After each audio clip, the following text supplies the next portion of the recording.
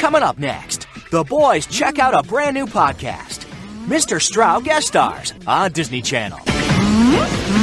You're listening to Mr. Stroud's podcast. Oh, boy!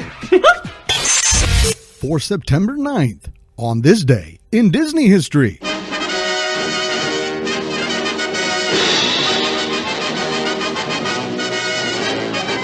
On this day in 1973, at Disneyland, the General Electric Carousel of Progress officially closes.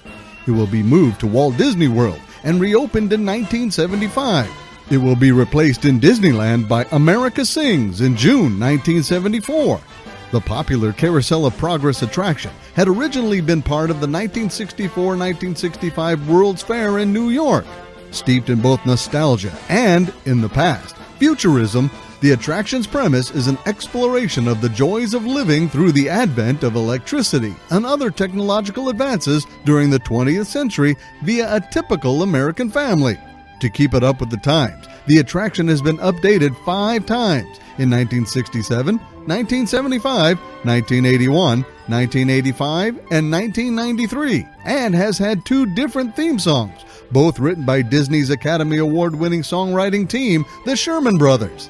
Various sources say Walt Disney himself proclaimed that the Carousel of Progress was his favorite attraction and that it should never cease operation.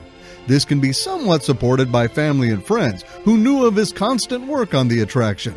Of all the attractions he presented at the 1964-1965 New York World's Fair, Disney seemed especially devoted to the Carousel of Progress. The attraction holds the record as the longest-running stage show with the most performances in the history of American theater. It is one of the oldest attractions in the whole Walt Disney World Resort and one of the only attractions at Walt Disney World to have been touched by Walt Disney himself.